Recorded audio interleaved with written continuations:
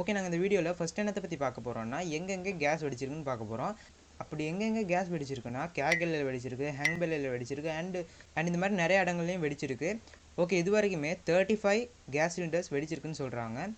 Okay, எதனால் இந்த case cylinders வெடிக்குதுன்னு பார்ப்போமா? ஓகே, கேஸ் சிலிண்டர்ஸ் எதனால் வெடிக்குதுன்னா சாதாரணமாக ஒரு கேஸ் சிலிண்டரில் வந்து போப்பைன், நியூட்டைன் அப்படின்னு சொல்லி 2 கெமிக்கல்ஸ் இருக்கும். அந்த 2 கெமிக்கல்ஸ் தான் நீங்கள் கேஸாக யூஸ் பண்ணுறீங்க.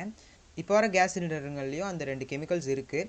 ஸோ இப்போ வர சிலிண்டரில் அந்த 2 கெமிக்கல்ஸும் ரியாக்ட் ஆகி ப்ரெஷர் கூடியாக கொடுக்குது. ஸோ அதனால் டியூபுங்களில் சின்ன சின்ன லீக் வருது. ஸோ அதனால தான் கேஸ் சிலிண்டர்ஸ் வெடிக்குது.